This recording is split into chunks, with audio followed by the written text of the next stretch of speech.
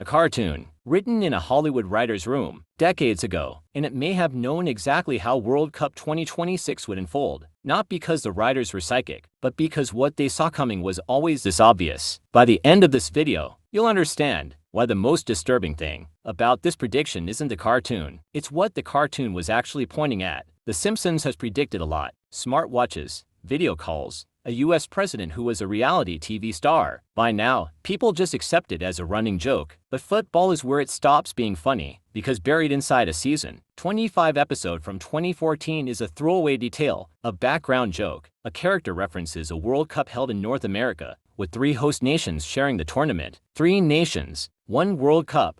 In 2014, 4 years before FIFA officially announced the same thing for 2026. But here's what nobody was connecting. The writers weren't guessing. They were watching. Here's the context you need. In 2018, FIFA confirmed it.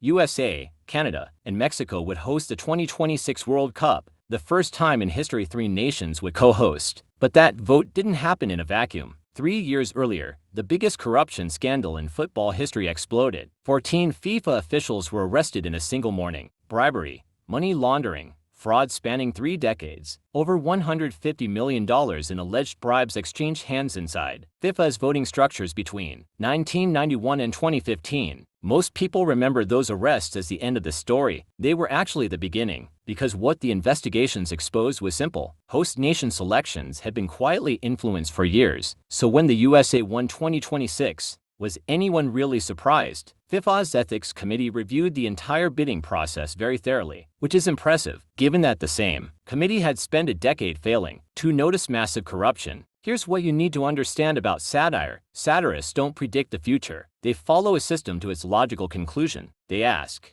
if this keeps going, where does it end up? And when the Simpsons writers imagined a bloated, over-commercialized, corruption-adjacent World Cup, they pointed it toward North America, because in 1994, the USA hosted the World Cup for the first time, and FIFA made more money than ever before. That tournament remains the most attended World Cup in history. So when you ask where money takes football next, the answer was always going to be here again. And then the format expanded. 48 teams, 3 nations, across an entire continent. A tournament so large, so commercial, it stopped looking like a competition and started looking like a product launch. The Simpsons didn't predict the future. They predicted the logic of a system that had already made its decision. Here's the part nobody says out loud. The Simpsons prediction went viral because it's eerie, because it's a good story. But the real story is this: FIFA's decision-making became so predictable, so driven by commercial logic and the same power structures, that a satirical TV show could map it just by following the money. When a system becomes a consistent, it stops being unpredictable. It becomes a formula, and formulas are exactly what satire is built to expose. So when fans saw those Simpsons screenshots and laughed, they were reacting to something real, something that had been in plain sight for decades. Now you understand why this isn't really a prediction. It's a mirror an entire system has spent years avoiding. World Cup 2026 isn't here because of fate or a cartoon writer's imagination. It's here because the system was always going to bring it here. And what's even more disturbing is this: the people who shaped that system are still there, and their story goes even deeper than this one.